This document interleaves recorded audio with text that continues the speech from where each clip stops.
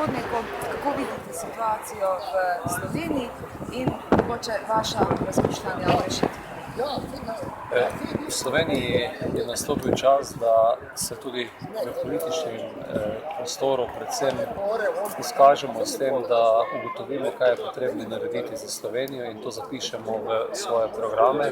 Letošnje leto je leto volitev in prav bi bilo in upam, da bo tudi tako, in verjamem v to, da bi letošnje leto se izklesali ti programi in da bi ljudi zaupanje tistim, ki prvič vedo, kaj je potrebno narediti. Po drugi strani pa tudi ljudem, ki so za svojim početjem že doslej vredni tega zaupanja. Bodi si, da so se ukvarjali z aktivno politiko ali z gospodarstvom ali z katero od ostalih družbenih dejavnosti, kajti mislim, da je počasi teh eksperimentiran dovolj in pred nami so časi, ko bo potrebno zelo jasno povedati, kaj smo naredili v teh letih napak, to odstraniti in začeti probleme enega po enega reševati. In sam se na nek način veselim letošnjega volilnega leta v tem delu, kajti mislim, da je Sloveniji res potrebno ta nujen premislek in tudi politiko na nek način postaviti na novo.